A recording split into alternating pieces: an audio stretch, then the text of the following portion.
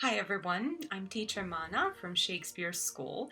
Thanks for joining me in this video about the C1 Advanced Examination. So the formerly known CAE or Cambridge English Advanced. Well, if you're watching this, it means that you've already got some sort of intention at least to sit it if you're not already, on your path towards preparing for it. So you'll probably know or won't be surprised to find out that the standards are pretty high. The exam is level C1, as the name says it, and that means it's below C2, so below proficiency.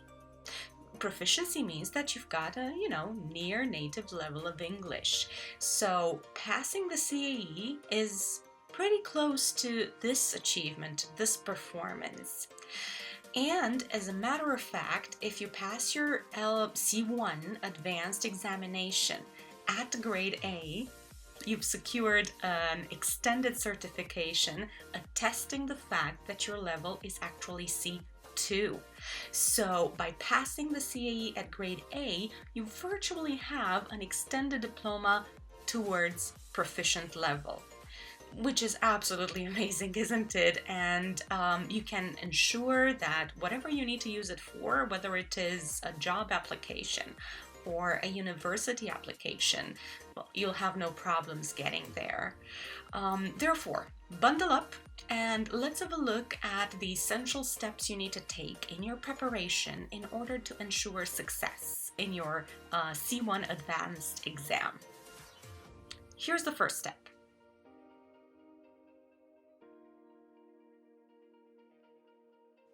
It's intuitive, isn't it?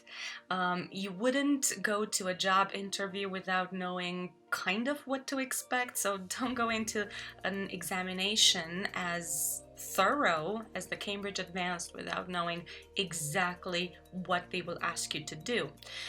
But I would say don't go into your preparation without knowing what to expect either. This is how you can manage your study time better, focusing on the parts that you know are going to pose some problems to you.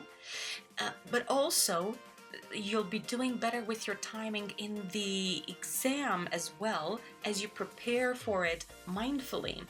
I always advise my students that after a certain number of tests, let's say 5, 6, maybe even 7 or 8, you do another 5, 6, maybe even 7 or 8 against the clock. And when you are able to do this, you'll figure out exactly which parts are a bit more problematic and which parts you're going to feel more confident in, more comfortable with, and therefore have a higher chance of success. Now, knowing exactly what you need to do in, let's say, reading and use of English will help with that, because you will be able to anticipate from the very beginning what parts you'd like to start with, what parts you'd like to leave for the end, and this totally depends on your strategy, really. If you prefer to dive, head on while you're still rested into the more difficult parts, so be it. But be aware of how much time you would allow yourself to spend on them, and however tempting it may be to spend another 5 minutes maybe trying to do a little better, try to stick to that timing that you have noticed works during your preparation. Don't get too creative in the exam, and that's why constant preparation and knowing what to expect will definitely help with your strategy in terms of timing.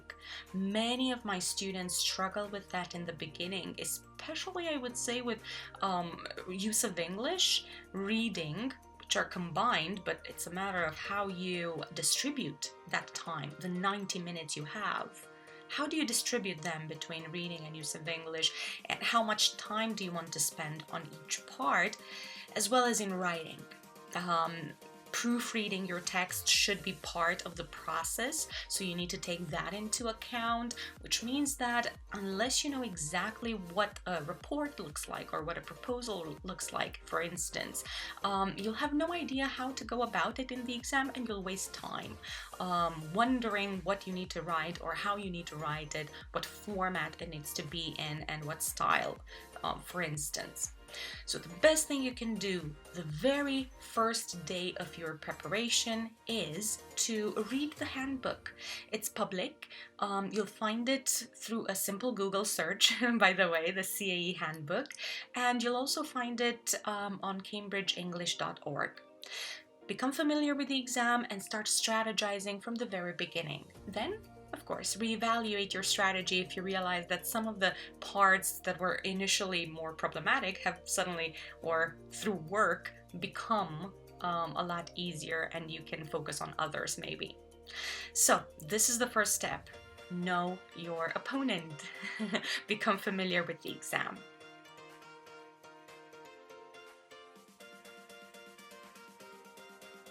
Probably the most useful and wise thing you could do in order to improve your language level and to make your discourse sound more advanced is exactly this: learning chunks of language, not just isolated words.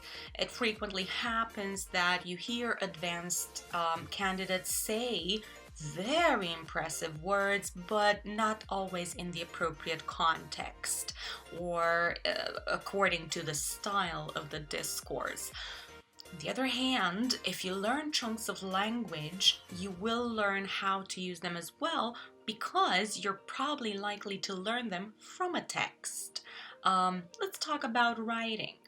When you finish off a letter or an email, particularly a formal one, most likely, you're going to have a phrase there saying, looking forward, I am looking forward to your reply, to hearing back from you, to your following letter, and so on and so forth. Of course, you know the verb look. Of course, you know forward. What's important is that you know that this chunk of language I'm looking forward to is useful in writing, it's useful for formal style, and it works with a gerund. I'm looking forward to hearing from you, or with a noun. I'm looking forward to your reply. And these are the kinds of things that you need to pay attention to when you're preparing for the Cambridge Advanced. How the words work together towards the message that you want to transmit, including the differences in tone, in style and register ultimately.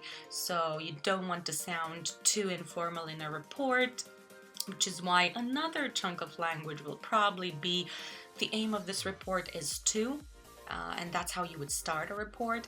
And you don't want to sound overly formal in a letter to a friend.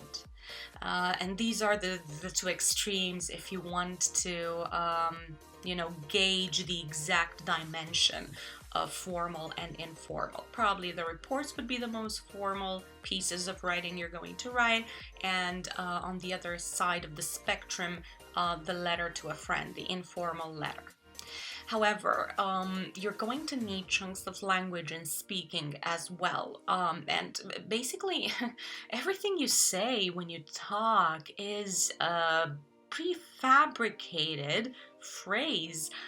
To a certain extent, when we use the language, we tend to use it more naturally when we use structures that we've already heard before or we've already used. In speaking part 3, for instance, you are going to have to interact with the partner that you're sitting the speaking test with.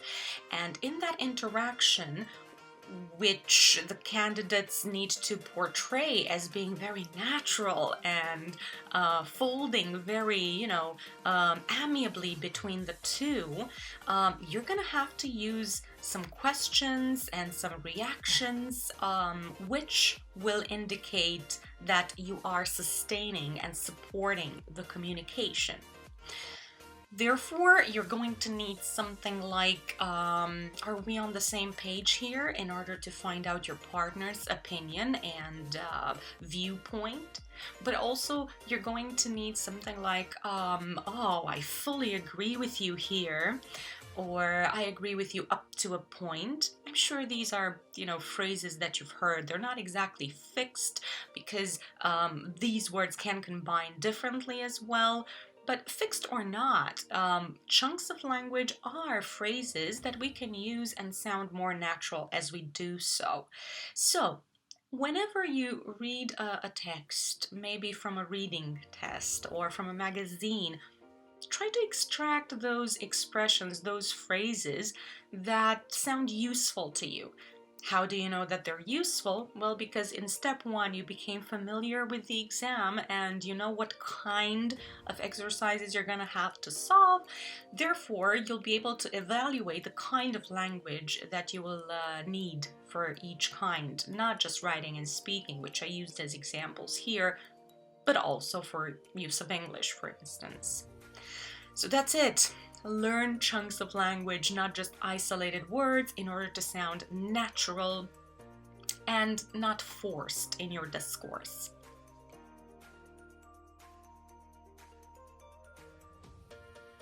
And well, since we're talking about improving your language level, let's talk about synonyms as well, because I told you, you frequently see advanced candidates use fantastically complex structures or words that are completely out of place in the context. And that's because naturally the candidate wants to shine in their use of language, which is absolutely laudable. However, be smart about it. When you learn synonyms for a word, for instance, I always advise my students to avoid using good and bad. These are not necessarily advanced words. If you started studying English in the second grade, you'll probably know them since the second grade. And therefore, I advise them to use synonyms that are better. Fantastic, amazing instead of good, or beneficial, advantageous. As you can see, these four synonyms don't all work interchangeably, do they? You would probably say to a friend who asks you, how was the movie? Oh, it was fantastic, it was excellent, amazing. But you wouldn't write such emotionally charged words in a formal piece of writing where you're trying to be neutral and therefore more authoritative. So, in a report, for example, because we were talking about it a bit earlier, you're probably going to use words such as beneficial or advantageous.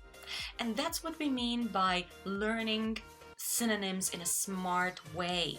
Identifying what the the potential synonyms are for a particular word that you want to upgrade, grade, but also have a look at how to use them. What register do they fit in, and what kind of examples do they work with? In order to do this, use dictionaries that actually give you sentences to exemplify each word and each meaning of each word.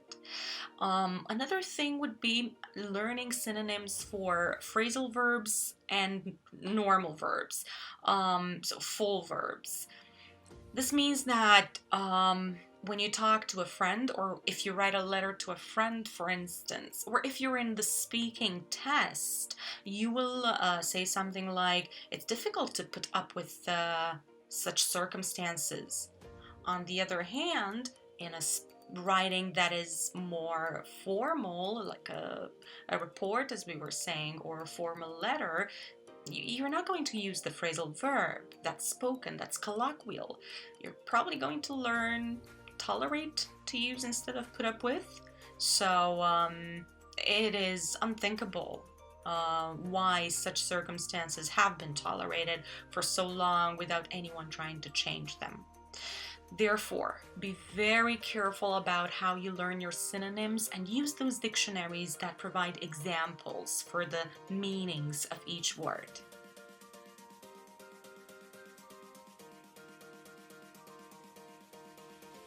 Okay, so you know how the saying goes, practice makes perfect. It's not a cliche for nothing. It's a cliche because it's actually very effective. And what I'm hoping with my students, but also what I'm hoping for you is that the first two steps, the ones about learning chunks of language and synonyms for your words, will work organically with practicing exam tasks. Because, like I said before, the moment you do a reading passage, let's say reading part 1, you are already exposed to a wealth of language in that text. It would be a shame for it to go to waste, wouldn't it? So, what you should do, and what I advise my students to do, is to extract language from those texts. Also, when you do a reading and use of English test, and in the use of English sections, you notice that you've made some mistakes, those are opportunities for you to actually learn new phrases or new phrasal verbs, or whatever the language structure that you got wrong was. Maybe next time you'll still make a mistake, but practice the mistakes and try to acknowledge them, try to learn from them, and you'll be less likely to make the same mistake in the exam, or by the time you actually sit the exam. This is on a receptive spectrum, but when we talk about production, practice is also extremely important. You want to practice as many speaking interviews as you possibly can. And here it would be useful for you to get a partner, find somebody who is going to sit the exam roughly around the same time as you are. As well as in writing, it would be nice to have someone to share your texts with and to ask what they think about how you wrote something, or about a particular paragraph, maybe about the style of your text, and you learn just as much from giving feedback as well. So practice exam tasks over and over, not just to do, the necessary work and to put in the effort, but also in order to learn from mistakes, learn from texts, and try to produce ever more upgraded discourses yourself.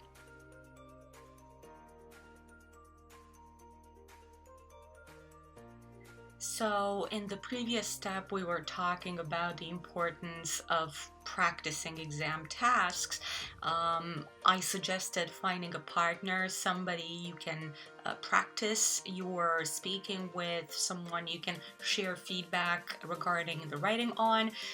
But the truth is that if you want to improve on your own and you don't have anybody to ask for feedback, that's okay.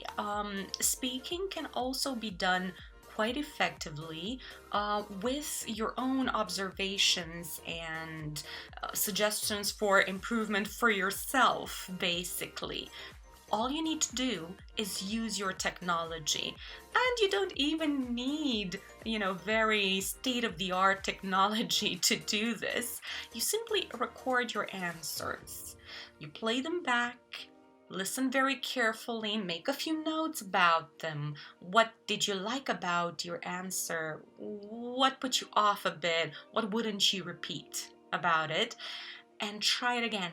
Record it again, play it back. Try to tick off the things that you actually did better this time. Are there still things that you'd like to improve? Try it again. Practice makes perfect, and it can be done very mindfully and independently, if you will. That is, if, no one else that you know is sitting this exam and would like to be study partners or study buddies. So use your technology wisely, use your phone, record, play back, take notes again.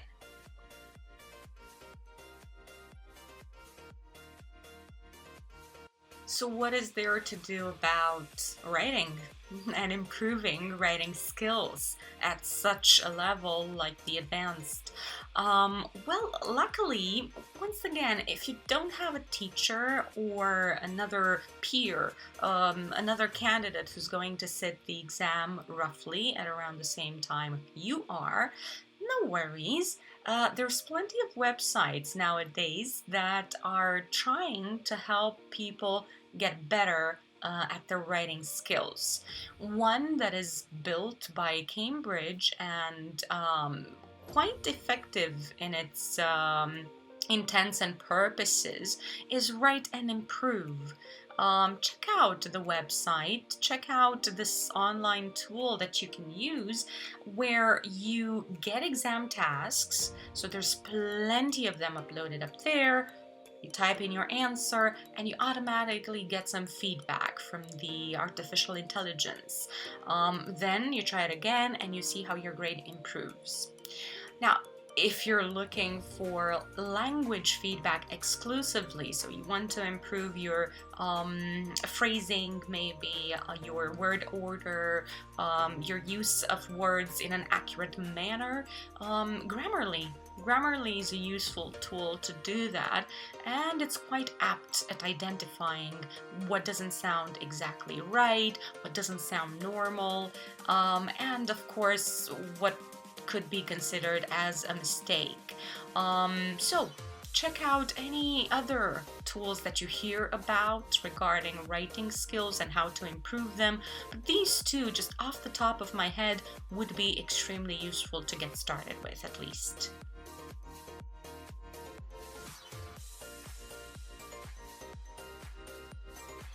So there, last step, mock exams, mock tests. The benefit of doing a mock exam before the actual test, before the actual examination, is that you feel the circumstances, you feel the restrictions and the pressure of the exam, but there are no severe consequences to it. In fact, only good things can come out of it. You might even find out that under pressure you perform a bit better and you score higher than you would actually expect. Or at least you get to evaluate your strategy one last time before the actual examination and refine, iron out the kinks here and there. This is an invaluable experience before you actually go into your C1 advanced examination. So whether you have language centers nearby that organize such mock exams, or maybe you can do one at home, but you need that perfect discipline of not looking at your phone, not resorting to any dictionary or previous notes, just being you with yourself, very quiet, and trying to do your best. Whichever of these methods actually works, as long as you are, very fair and honest with yourself. So, good luck with your C1 Advanced. On behalf of everybody here at Shakespeare School, fingers crossed, and let us know if there's anything we can help you with.